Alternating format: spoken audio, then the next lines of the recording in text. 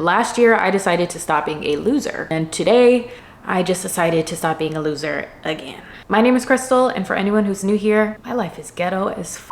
I'm tired of my life being ghetto. Just last year, I got laid off from my job of over 3 years in one of the worst job markets and economies to date.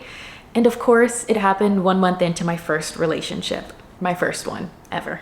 I dealt with every personal and relational issue that you could imagine, and I look back now and I genuinely wonder how I survived. And if nothing else, I am a very, very honest girl, and I know I'm a person who has always settled below my potential for what's comfortable. So at the start of this journey, I kind of felt like life was punishing me for that choice and for being that way.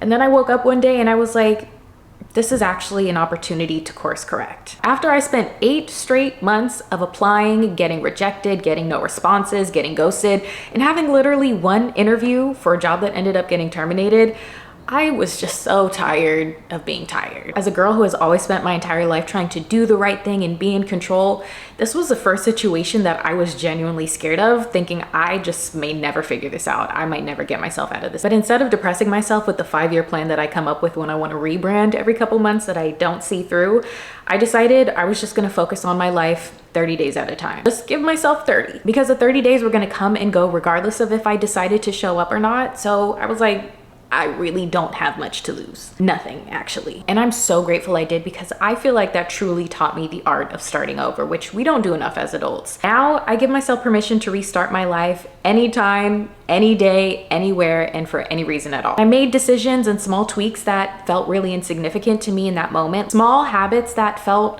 like I said, really unimportant to me, but in the end, kept me moving forward. And for 30 days, I stuck to one goal, and that was focusing on the real estate career that I started because nobody was hiring, apparently, at least not me, and also posting content consistently. It's an outlet, and I just wanted something to keep my spirits high. I had no expectations for it. And this is what that one choice turned into. Just before the end of my first 30-day trial, I hit 10,000 followers on TikTok and have continued growing since. And signed to an agency. By month 4, I had done my first ever campaign with SkinCeuticals, a L'Oreal-owned skincare brand, Hair Vivi, a wig brand because I was snatching everyone's edges, and most recently Audible because I don't know how to read. And I've been insanely lucky to get invited to all of these amazing brand events where I get to have the best experiences with people I love. And while I truly feel like the luckiest girl in the world for those things, there's nothing that means more to me than showing up and making myself proud during the hardest time of my life.